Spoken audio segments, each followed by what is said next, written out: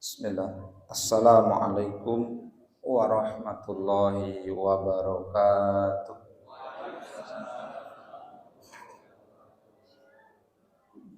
Alhamdulillahilladzi bi ni'matihi tatimmus shalihat. Wassalatu wassalamu ala sayyidis sadat. Asyhadu an la ilaha illallah wa asyhadukum bitaqwallah faqad fazal muttaqun la'allakum turhamun wa la tamutunna illa wa antum muslimun. Wa qala ta'ala a'udzu billahi minasy syaithanir rajim. Qalu subhanaka la ilma lana illa ma 'allamtana innaka antal alimul hakim. Wa qala rabbi shrah li sadri wa yassir li amri wahlul 'uqdatam min lisani yafqahu qawli. Allahumma 'allimna ma yanfa'una wanfa'na ma 'allamtana wa zidna ilman nafi'a.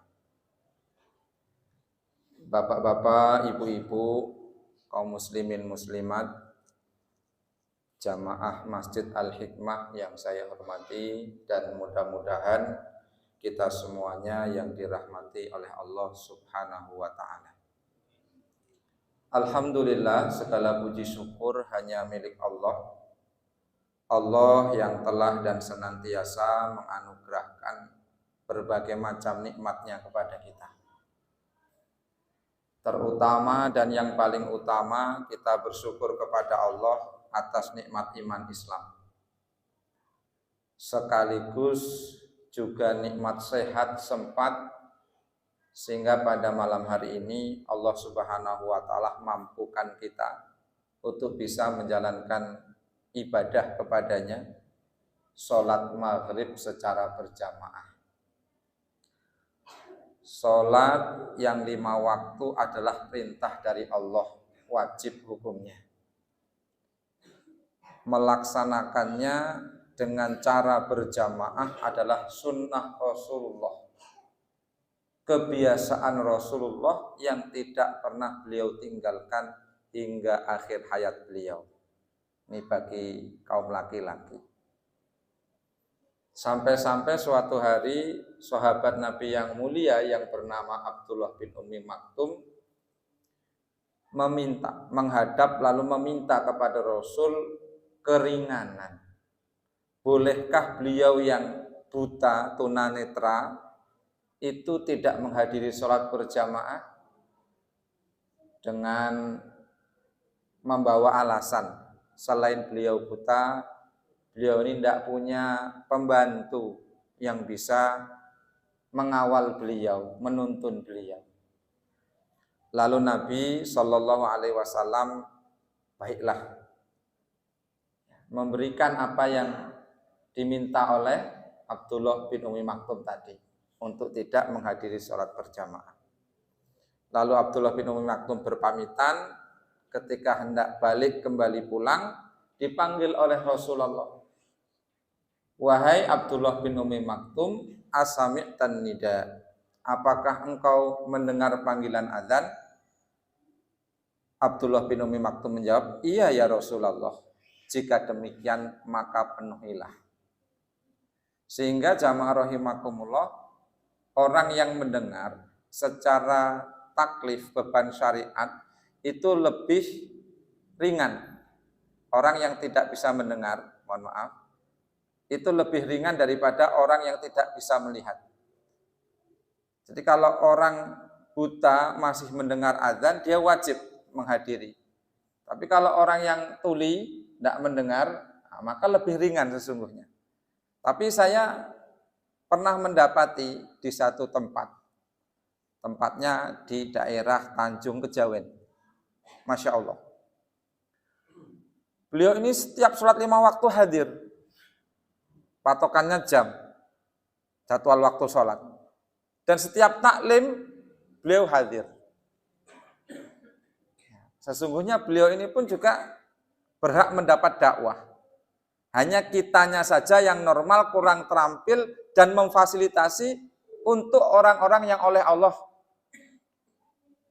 diberi apa itu namanya kalau kurang atau tidak bisa itu? Kelebihan atau kekurangan Ustaz, yang lebih pas itu ya. Mestinya kita yang sempurna ini menyiapkan dai-dai yang bisa menyampaikan dakwah dengan cara atau bahasa beliau, bahasa isyarat. Nah, jadi kalau sampai kita yang telinganya normal mendengar, matanya bisa melihat jelas, ya, kok kemudian ada jamaah masjid itu buta. Kalau tempat kami ada jamaah tetap beliau buta. Pokoknya 5 waktu berangkat.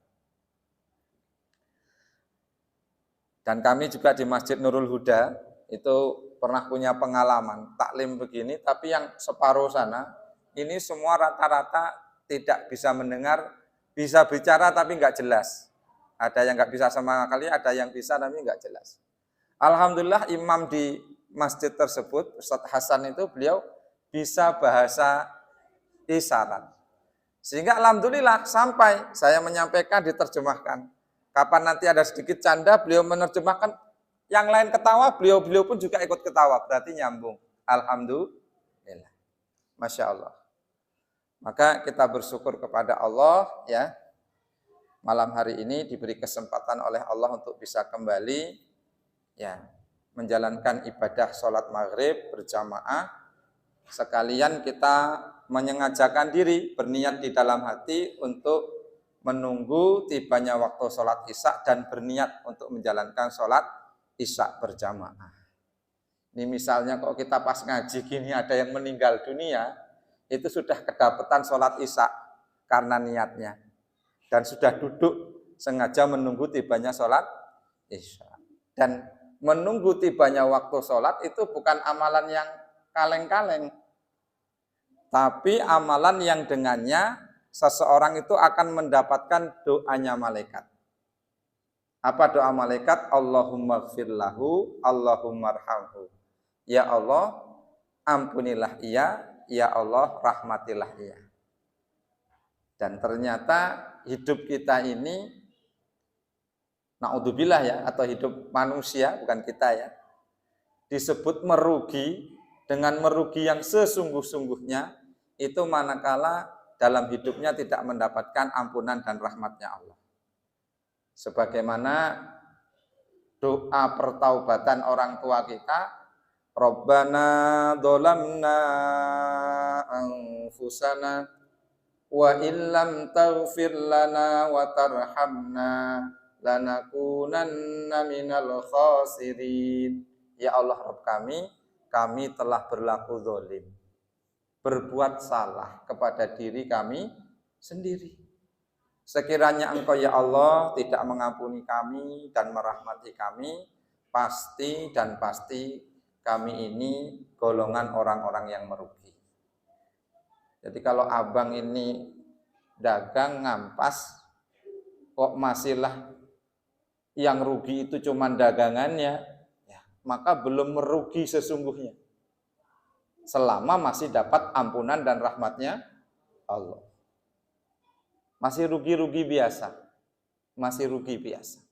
Tapi yang rugi serugi-ruginya, sebenar-benarnya merugi, itu kalau orang hidup tidak mendapatkan ampunan dan rahmatnya Allah. Bahkan seseorang itu, kata Rasulullah, dimasukkan surganya Allah karena rahmatnya Allah.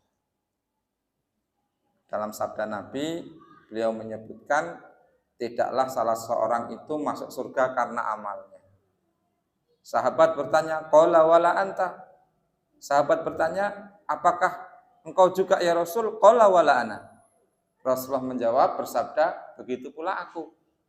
Nabi saja menurut pengakuan Nabi dimasukkan surga oleh Allah bukan serta-merta karena amalnya. Bukan berarti ini kemudian tidak beramal ya.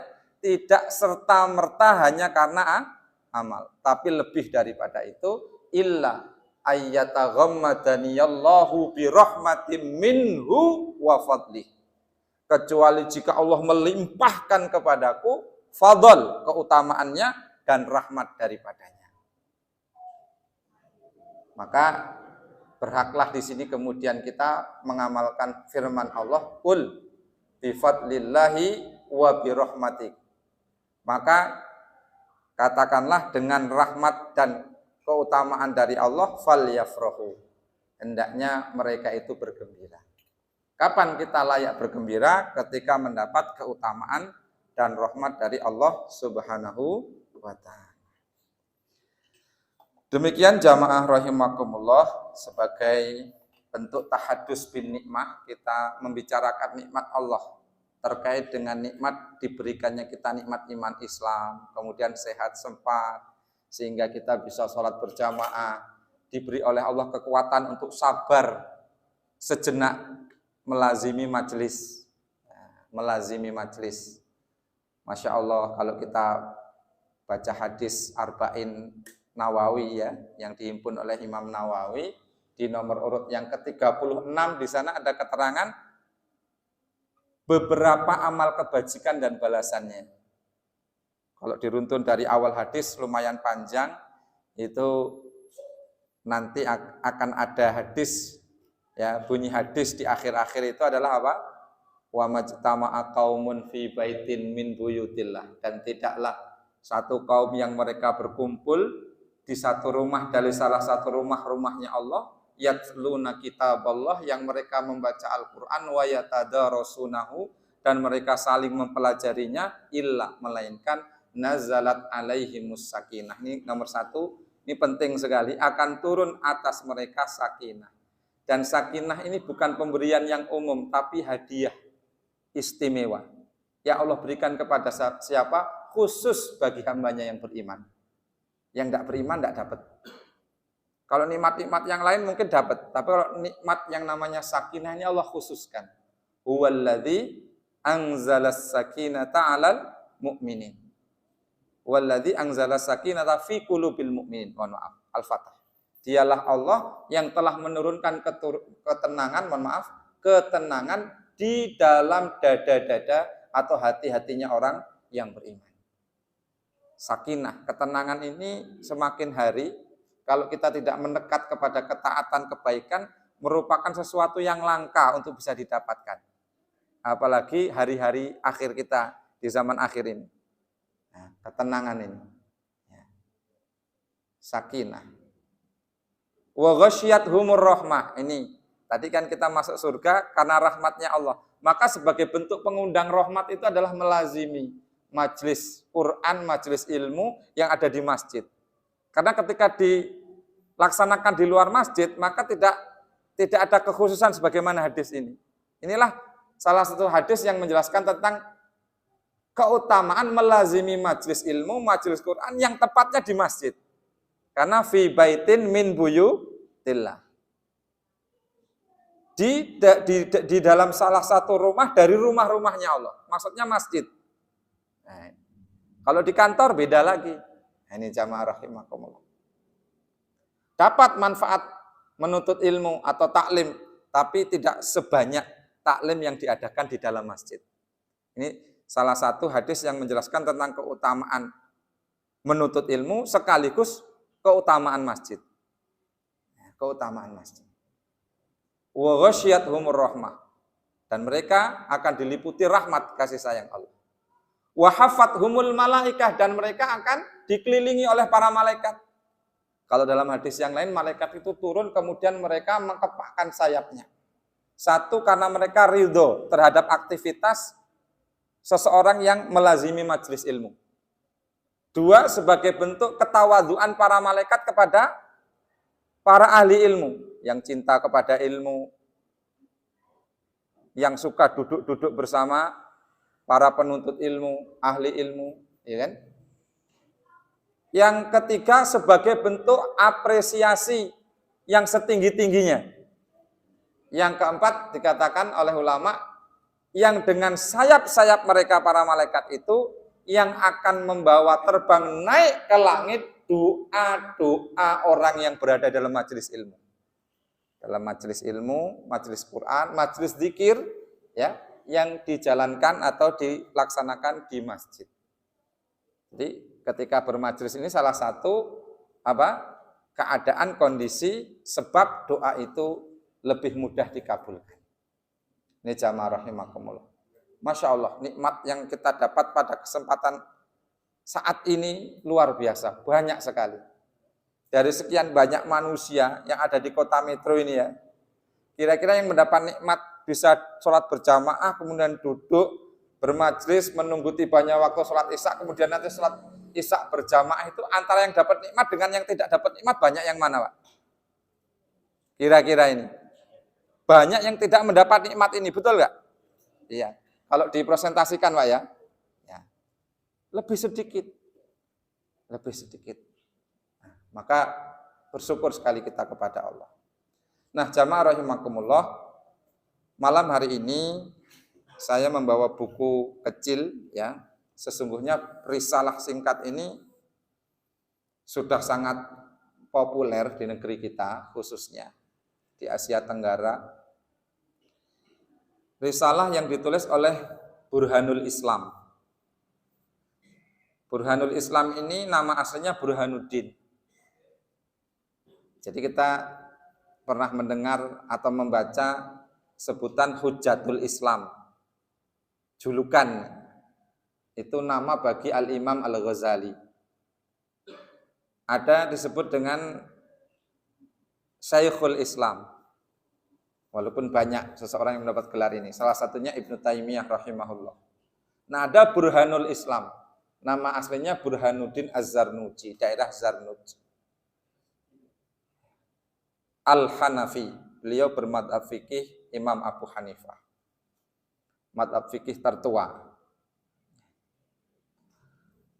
Beliau memperhatikan di masa beliau hidup, banyak orang menuntut ilmu itu bersungguh-sungguh.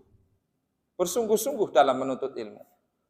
Namun, kenapa kok beliau-beliau itu tidak sampai kepada maksud daripada menuntut ilmu itu, belajar itu?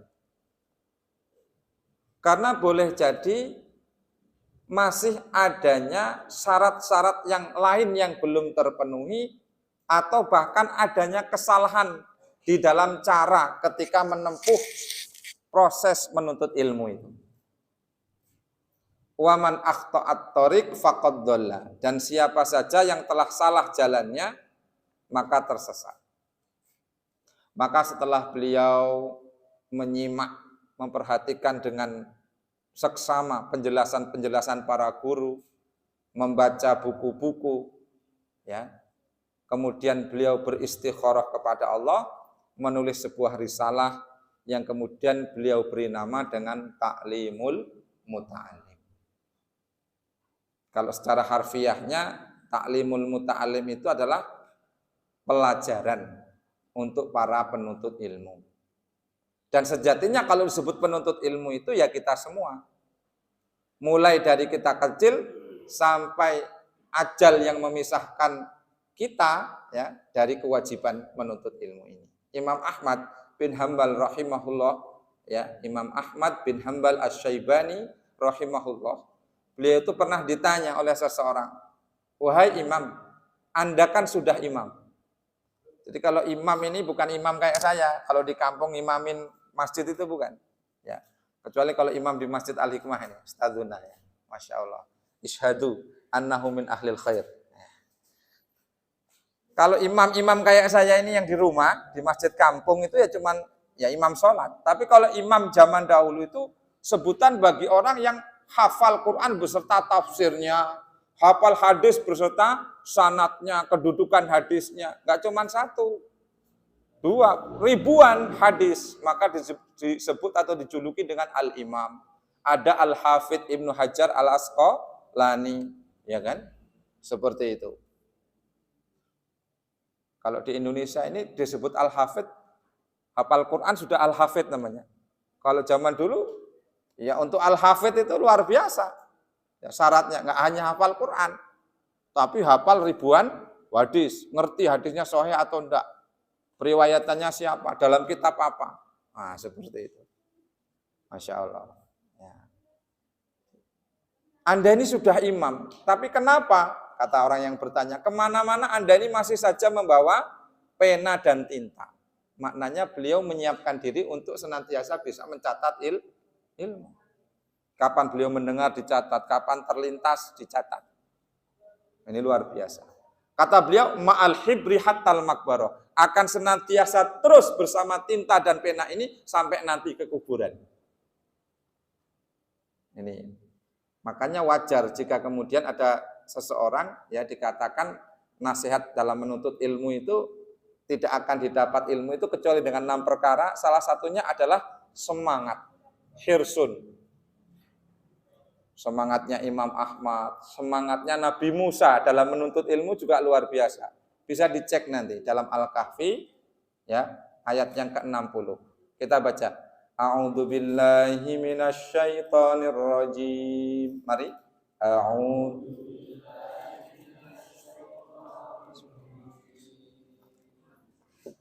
Bismillahirrahmanirrahim.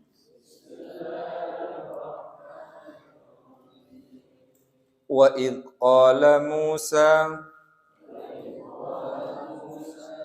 li fatahu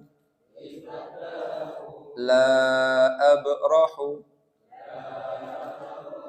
hatta ablugha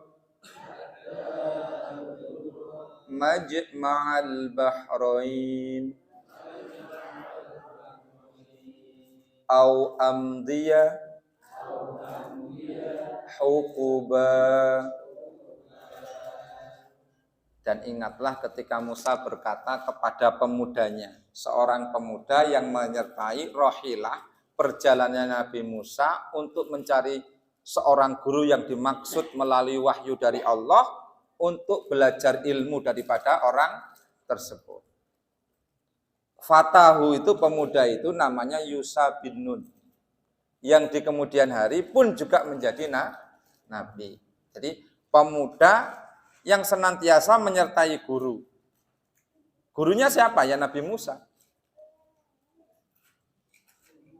Apa kata Nabi Musa kepada pemuda yang menyertainya tadi? La abrahu, aku nggak akan pernah berhenti berjalan hatta ablugha majma'al bahrain, sampai aku menjumpai 2 pertemuan lautan yang menjadi isyarah dari Allah. Disitulah dia akan menemukan orang yang dimaksud. Au amdiya hukuba, atau aku akan tetap terus berjalan hingga waktu yang tidak ditentukan sehingga beliau mendapatkan guru dan ilmu. Karena hakikatnya ilmu itu memang yukta, didatangi. Dan sejauh mana perhatian kita kepada ilmu, sejauh itu pula lah ilmu akan memperhatikan kita. Al ilmu la yu'tika ba'dahu hatta tu'tiyaka kullahu. Gimana Ustaz? Mau dibantu terjemahannya ini. Ini kalau secara harfiah agak repot nerjemahin. Entah kalau Ustaz Syam ini, Ustaz kita insya Allah mungkin bisa ya. Al ilmu, ya, ilmu itu tidak akan memberikan kepadamu sebagian darinya. Sebagiannya saja nggak akan diberikan kepada kita.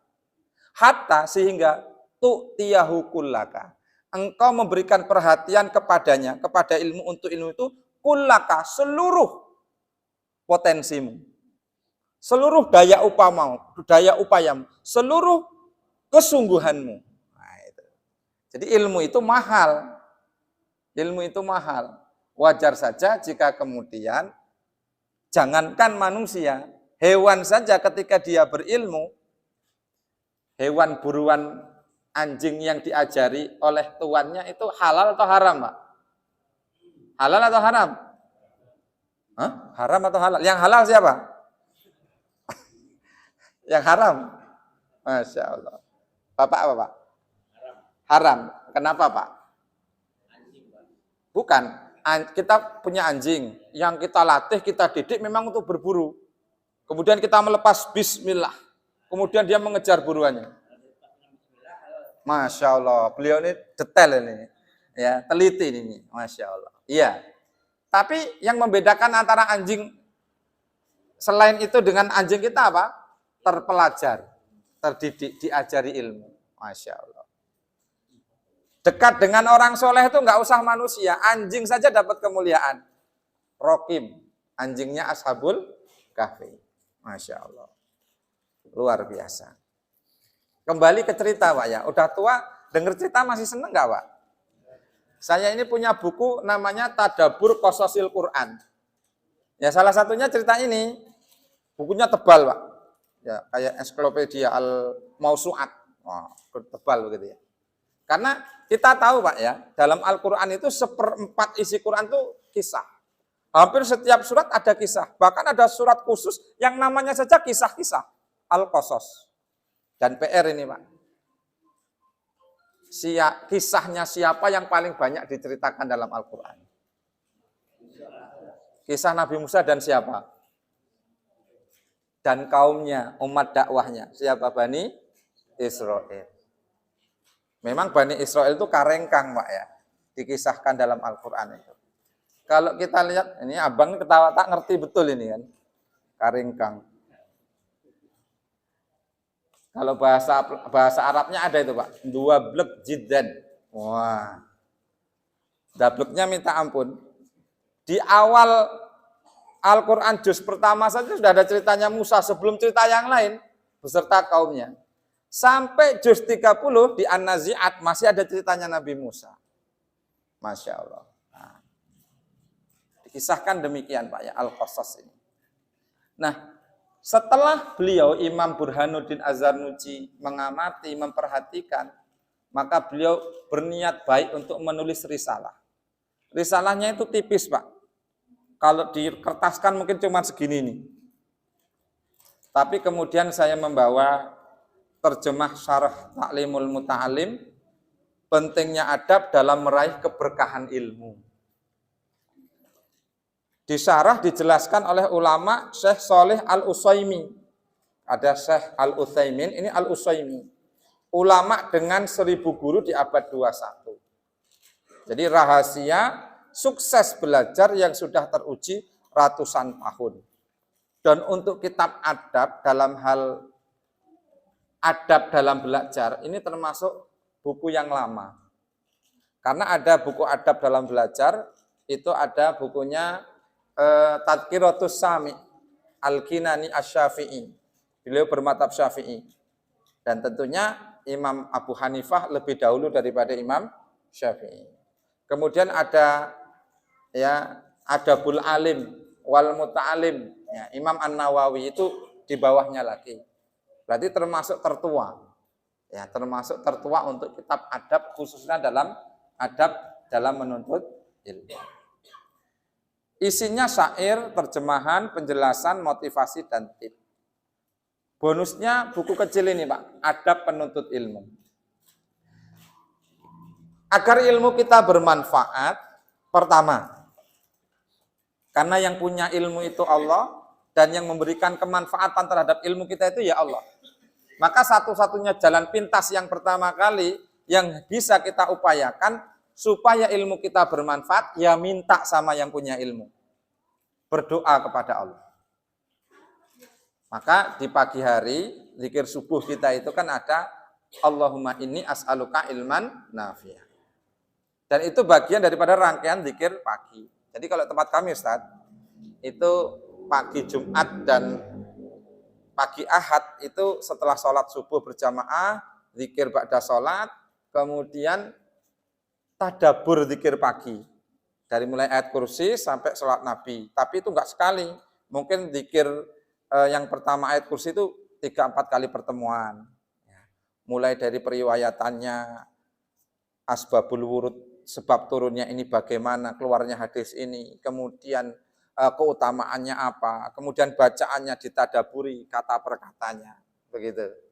Nah, selesai itu mungkin barang 1/4 jam, lanjut kita baca zikir pagi, khusus di hari itu dibaca bersama-sama.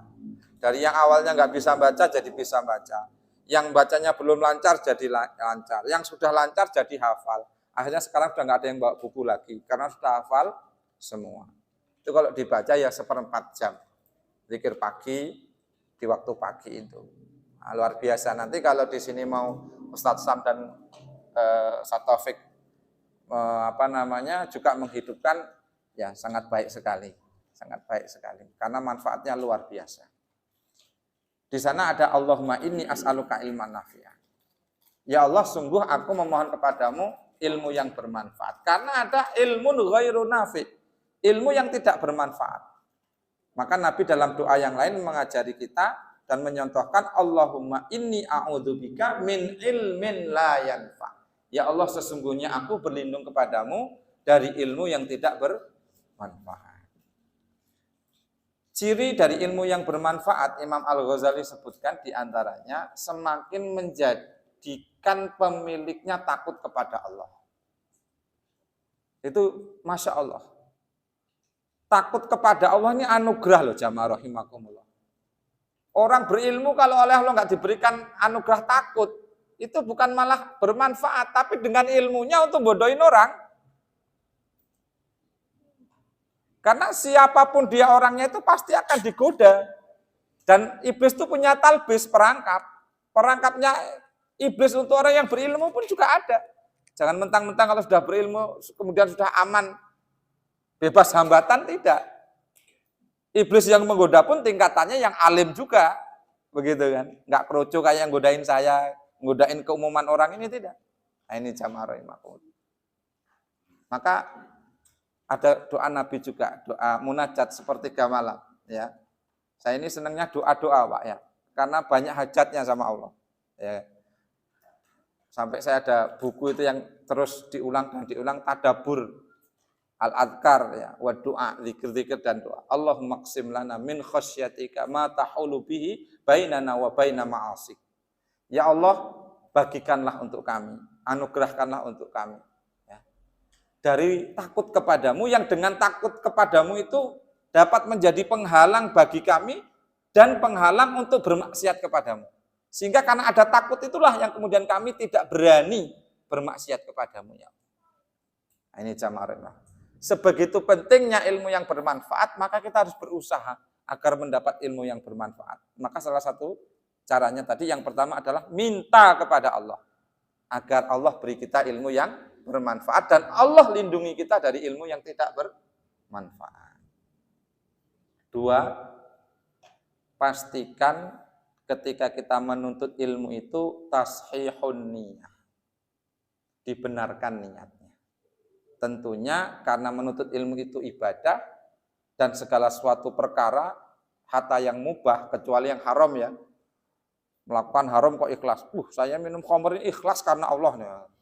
Mau ikhlasnya ikhlas banget, tapi kalau haram ya nggak akan dinilai ibadah, haram. Tapi kalau memang itu satu ibadah, sampai kepada perkara yang mubah, ketika diniatkan ikhlas mencari ridho Allah, maka akan mendapat ridhonya Allah. Haram kok mencari ridho Allah, biar apa? Biar dapat ridhonya Allah, ya nggak mungkin. Ridho itu kan seneng, ya kan? Sedangkan yang dikerjakan adalah sesuatu yang Allah murkai, nggak mungkin dapat. Ini jamaah rahimakumullah. Kedua, makna daripada benarnya niat, ulama jelaskan itu setelah pertama mencari ridhonya Allah, tidak mencari kemasyhuran nama di dunia sehingga dikatakan orang yang berilmu, tidak untuk mendebat ulama, tidak untuk mempermalukan orang yang lebih bodoh dari dia, atau membuktikan bahwa orang lain itu bisa dia debat sehingga kalah debat dengan dia.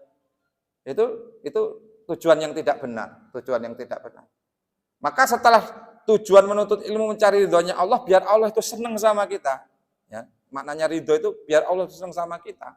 Maka tujuannya adalah membebaskan diri kita dari belenggu kebodohan. Itu makna benar niat dalam belajar itu. Karena bodoh itu merupakan pintu yang paling mudah iblis menggelincirkan manusia. Maka dalam Ta'limul Muta'alim disebutkan wa inna faqihan wahidan, maka sebenarnya orang yang berilmu satu, mutawarian yang terjaga ilmunya, asyaddu ala syaitani min alfi abidi. Itu lebih berat bagi syaitan untuk digoda melebihi 1000 orang yang ahli ibadah. Ada orang 1000 ahli ibadah tapi tidak berilmu. Itu lebih enteng bagi setan untuk digelincirkan daripada menghadapi satu orang tapi yang berilmu. Maka syarat diterimanya la ilaha illallah itu harus mengilmui alladzi yunafi al-jahl, yang dengan ilmu tadi dapat menghilangkan kebodohan. Jadi membebaskan diri dari belenggu kebodohan. 3, mensyukuri nikmat akal. Kita belajar niatnya benar itu karena sedang bersyukur kepada Allah. Dadi wong genep Pak Yasir. Pak Yasir ya, Masya Allah. Jadi orang yang berakal. Karena banyak orang yang punya otak tapi tidak punya. Dan akal inilah, ilmu inilah yang kemudian membedakan kita dengan hewan. Manusia itu dikatakan hewan yang bisa berbicara. Karena setiap apa yang dimiliki manusia, hewan juga punya. Manusia punya keberanian, hewan lebih ada yang punya. Manusia punya kasih sayang, hewan juga punya kasih sayang. Harimau itu kepada anakannya, walaupun dia makannya juga daging, nggak mungkin dimakan anaknya kan? Karena ada kasih sayang, insting. Tapi yang nggak punya ilmu, akal. Makanya kalau kita lihat ada ayam betina bertelur, kemudian ayamnya jadi ayam jantan, begitu ayam jantannya gede, nanti ibunya pun juga dinaikin sama ayam itu. Betul ya Pak ya? Nah, laulal ilm lakan nasukal ba'im. Sekiranya kalau bukan karena ilmu, tentulah manusia itu seperti binatang. Apa tadi Pak? Benarnya niat, pertama mencari ridhonya Allah. 2, membebaskan diri dari belenggu kebodohan. 3, mensyukuri nikmat. Dimaksudkan seseorang benar dalam berniat ketika menuntut ilmu, ketika ada niat ilmu itu untuk diamalkan. Ora gurgin duwe-duwe, punya-punyaan. Nah, gitu ya? Nah, tidak. Tapi memang ada niat untuk diamalkan. Itu benar dia dalam menuntut ilmu. Karena amal inilah yang kata Imam Azhar disebutkan buahnya ilmu. Maka dikatakan dalam sebuah bahasa Arab itu apa? Al-ilmu bila amalin kasyajarin bila zaman. Maka terbantahlah alasan seseorang yang oleh Abu Hurairah ditanya, wahai saudaraku, ini ada majelis ilmu, kenapa Anda tidak mengikutinya? Apa jawab orang yang tidak mengikuti majelis ilmu? Oh, saya tidak mau menyia-nyiakan ilmu, katanya. Loh, apa hubungannya nggak hadir di majelis ilmu dengan menyia-nyiakan ilmu? Maksud Anda bagaimana? Loh, nanti kalau saya berilmu, tahu ilmu, kalau nggak saya amalkan, kan saya namanya menyia-nyiakan. Oh iya juga Pak ya. Sudah dapat ilmu, tahu ilmu kok nggak diamalkan, berarti menyia-nyiakan. Nah sekarang tinggal niatnya, mau diamalkan atau enggak. Kan begitu. Nah Abu Hurairah itu, walaupun Abu Hurairah itu secara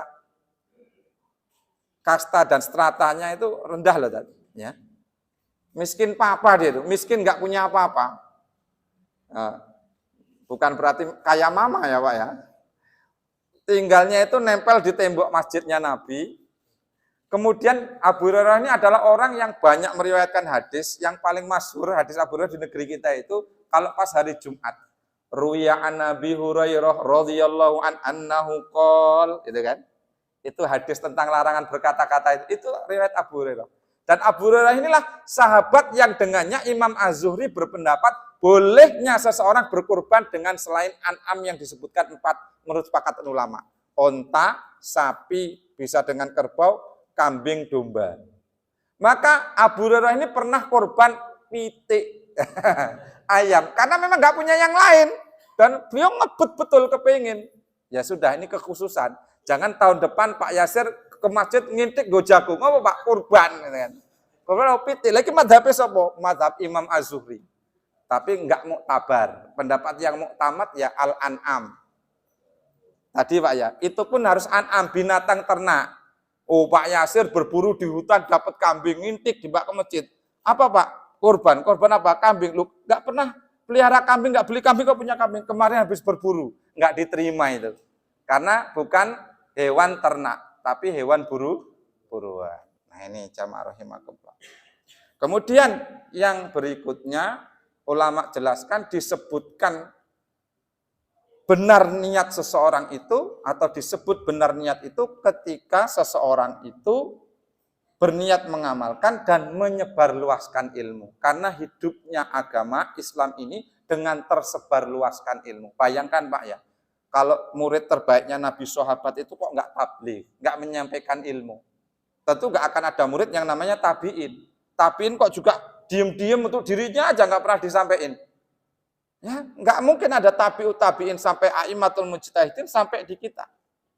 Maka supaya ilmu itu benar dalam niat menuntutnya, ada niatan pula untuk disampaikan. Makanya majelisnya orang terdahulu itu di sini saya dapati dan dalam Tazkiratus Sami itu ada, belumlah mereka bubar, Misalnya ini selesai Isya.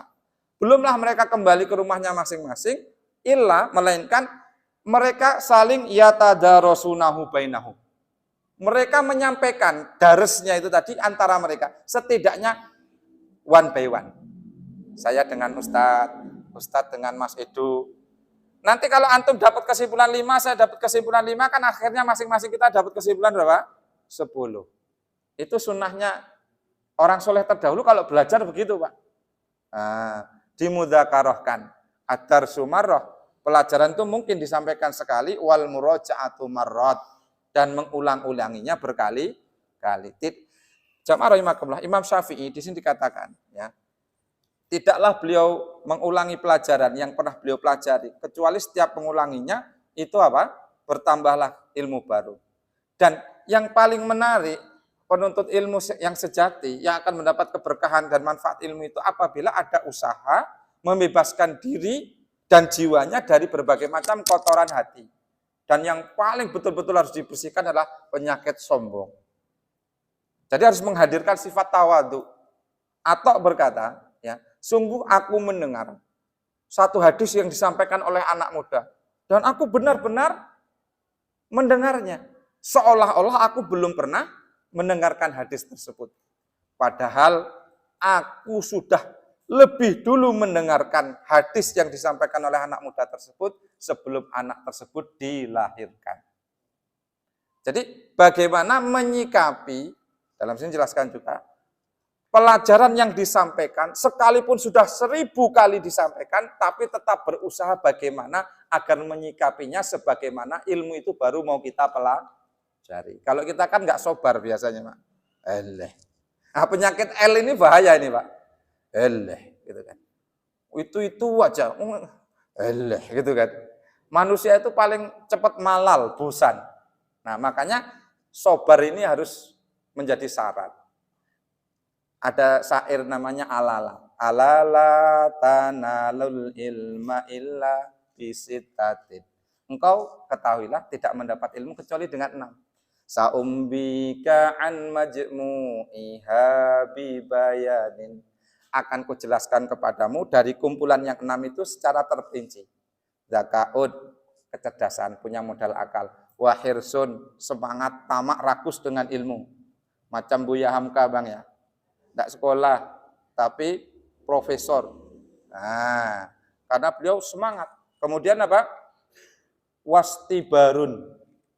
Wastibarun itu asal katanya dari sobrun, tapi ada tambahan tok. Kalau ada tambahan huruf itu maknanya adalah penguatan. Balak dan ibtala itu beda. Bala itu ujian, ibtala juga ujian, tapi tingkatannya beda. Wastibarun itu berusaha sabar sekalipun aslinya nggak sabar. Makanya, Pak, hadir di majelis ilmu ini antara orang yang memang hobinya, dia di majelis ilmu itu seneng, longgar. Kalau nggak majelis ilmu ngapain, udah pensiun. Maka pahalanya tidak sebanyak orang yang aslinya masih sibuk, repot, banyak urusan, kemudian tetap hadir di majelis ilmu, sekalipun hatinya aslinya itu awal, ada penanding. Aslinya tuh selain menuntut ilmu juga ada hal yang lain yang bisa dikerjakan. Tapi dia lebih memilih tetap menyabarkan diri, melazimi majelis ilmu. Berbeda dengan orang yang sudah pensiun, memang aslinya sudah suka majelis ilmu, maka pahalanya tidak sebanyak orang yang masih sibuk, masih repot, dan juga punya aktivitas yang lain. Pengorbanannya lebih banyak yang kedua. Bisa diterima ini, Pak, ya? Nah, maka wastibarun, berusaha sabar. Wabulughah, punya modal. Ya, wa irsyadi ustadin, dan harus adanya irsyad, petunjuk dari guru. Sehingga kita bertanya, kalau kita pemahamannya seperti ini, atau yang masih kita bisa adalah seperti ini, baiknya saya belajar apa dulu. Maka guru itu lebih tahu. Dan kita tidak dianjurkan untuk langsung membidangi seluruh ilmu. Pilihlah ilmu-ilmu yang paling penting, paling wajib, dan dimulai dari yang sedasar mungkin. Karena sekarang ini belajar fikih ada madhab baru, namanya madhab YouTubiah. Nah, belajar satu madhab fikih yang dari dasar aja belum selesai, itu langsung perbandingan madhab. Bingung malahan. Nah, itu kan karena tidak melalui marhalah, fase-fase tahapannya. Nah, Dan yang berikutnya watuli zamanin, perlu waktu yang lama. Jadi jangan buru-buru, kalau belum bisa ya wajar. Oh yang lama saja belum tentu, apalagi yang baru. Demikian sementara, mungkin di lain waktu bisa dilanjutkan. Memang belajar seperti ini nggak bisa instan dan cepat-cepat, harus telaten. Nah, wallahu a'lam bishawab. Mohon maaf atas semua hilaf, kepada Allah kita semua ampun. Subhanakallahumma bihamdika asyhadu an la ilaha illa anta astaghfiruka wa atubu ilaik. Assalamualaikum warahmatullahi wabarakatuh.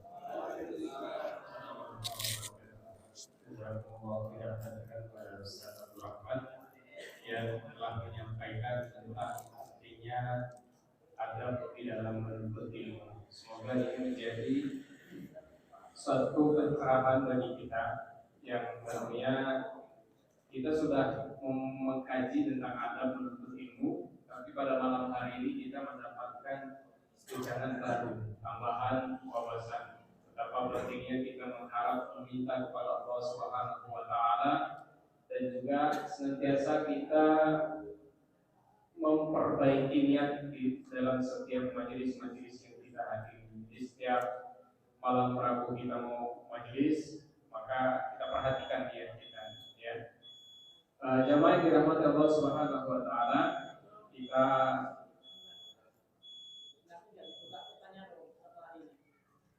Boleh. habis isak ya. Enggak. Sisa mungkin tanya jawab aja sebentar. Setelah itu baru kita cukupkan. Ini azan dulu, kita setelah azan nanti langsung qomat, sholat isya, setelah sholat sunnah, kemudian kita lanjutkan sesi tanya jawab saja. Sekian, assalamualaikum warahmatullahi wabarakatuh. Bismillahirrahmanirrahim. Nanti. Jemaah yang dirahmati Allah Subhanahu wa taala, sejatinya tadi kita tutup cuma memang karena ada request tanya jawab dan Ustadznya juga masih ada waktu dan kita persilakan untuk jemaah yang ingin bertanya, yang ada mengganjal mungkin di pikirannya, saya nanti kalau taklim saya mau tanya, nggak apa-apa, tanya aja ya, insyaallah nanti akan dijawab oleh Ustaz. Betul Pak? Waalaikumsalam warahmatullahi wabarakatuh.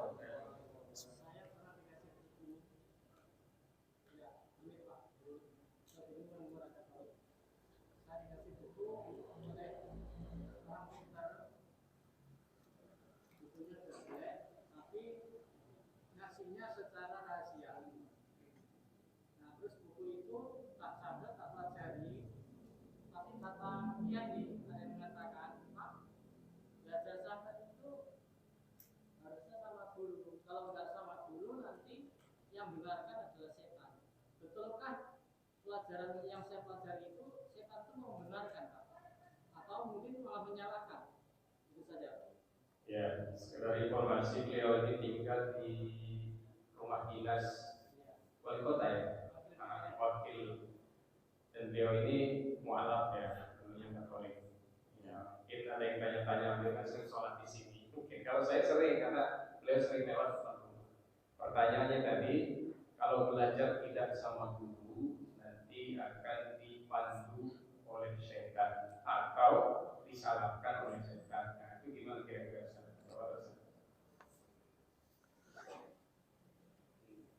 Bismillahirrahmanirrahim. Alhamdulillah, sholatu wassalamu ala rasulillah.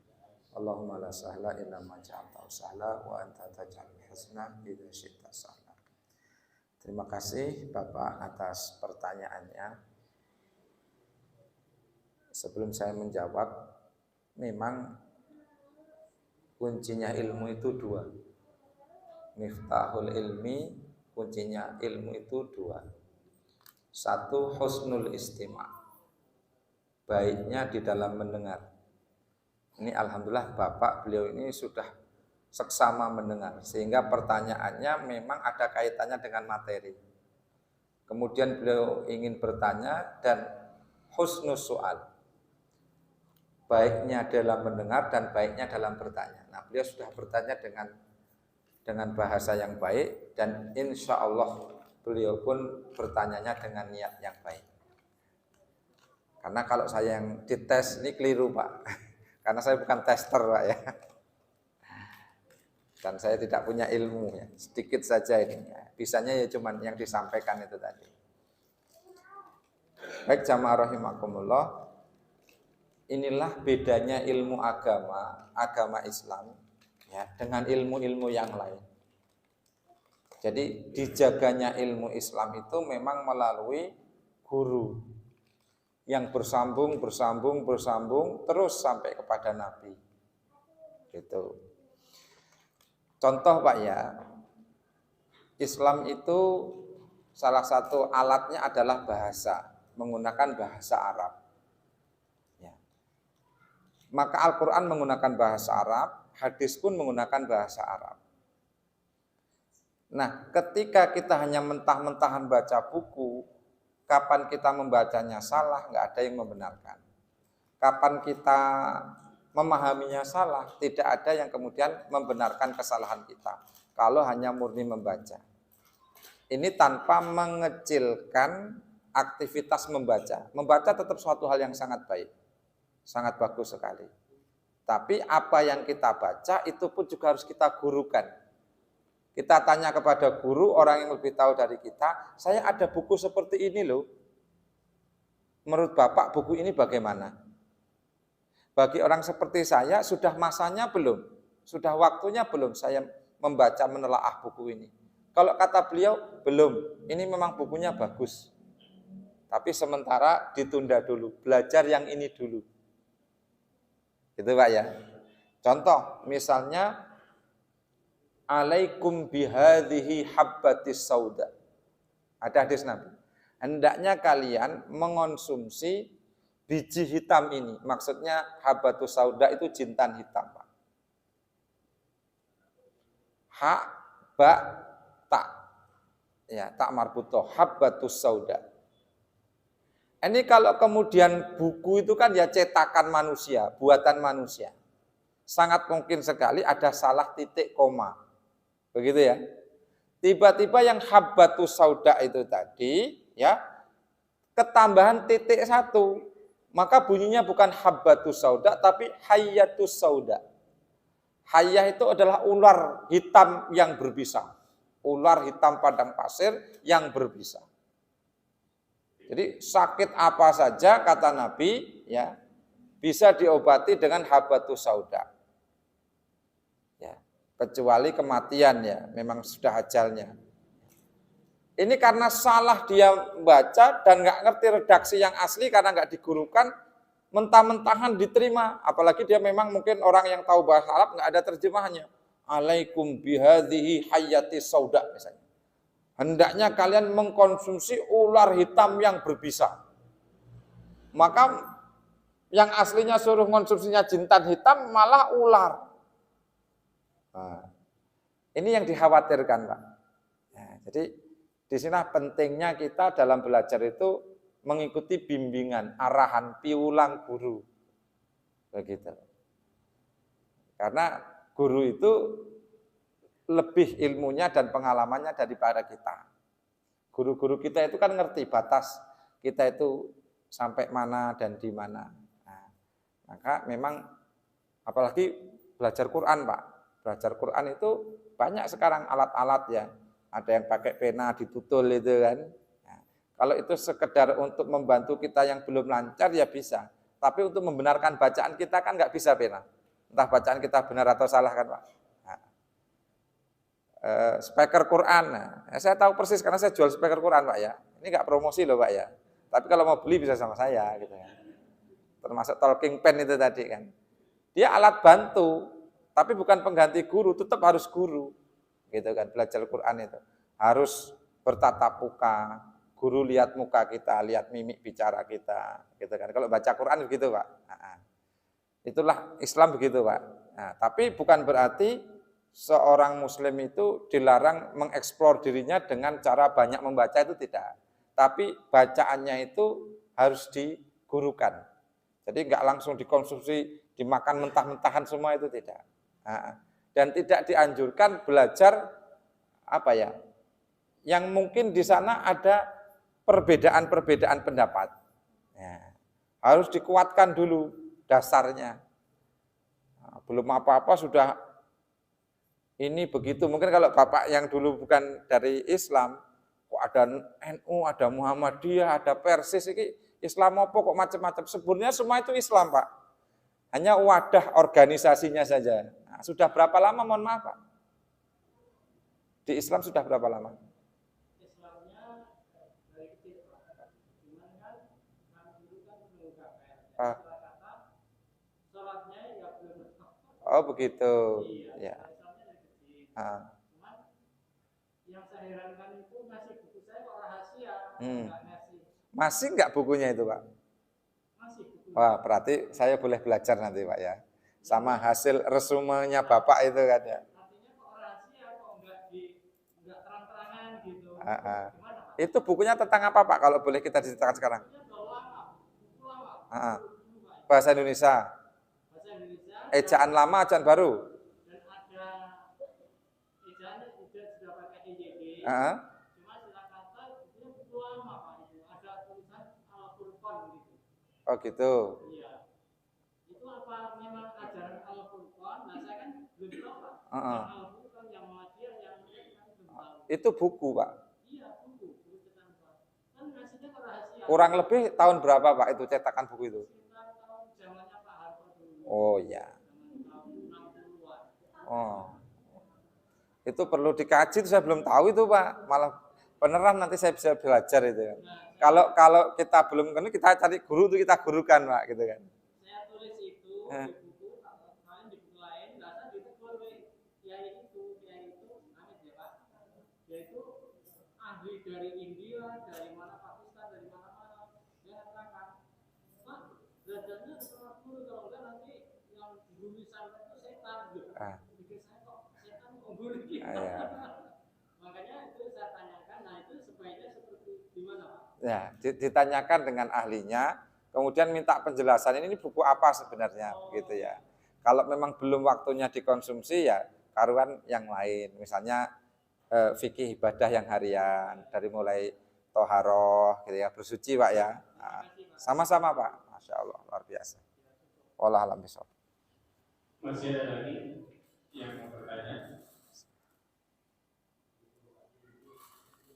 Cukup? Kalau cukup, tidak cukupkan. Kebetulan malam ini tidak ada door prize, jadi tidak cukupkan. Masih ada door prize. Alhamdulillah. Dari Marta ya. Baik jamaah yang dirahmati Allah Subhanahu wa taala, semoga duduknya kita, ngantuknya kita satu catatan kebaikan dari Allah Subhanahu wa taala, dan harapan kita duduknya kita pada majelis ini menjadi cita-cita kita nanti didudukkan kembali, dimajeliskan kembali oleh Allah Subhanahu wa taala di surganya Allah. Amin amin. Amin amin ya Rabb. Karena itu kita tutup majelis kita pada malam hari ini dengan doa kafaratul majelis dan hamdalah. Subhanaka Allahumma wa bihamdika asyhadu an la ilaha illa anta astaghfiruka wa atubu ilaik. Alhamdulillahirabbil alamin.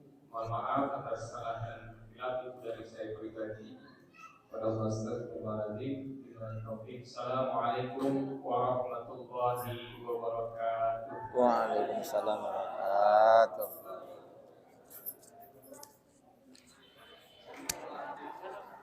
Abdurrahman, Pak. Bapak siapa namanya? Pak Warno. Pak Warno ya. Moga. Antum suaranya mirip Ustaz Nadir juga ya? Itu ya? Logat-logatnya. Terima kasih, Sama-sama, Pak. Sehat, Bang? Terima kasih, alhamdulillah.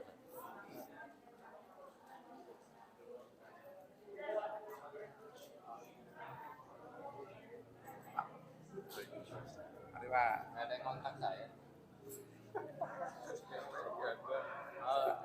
Sama-sama. هبت كالريح قوية، شبت كالنار كالنار وضية.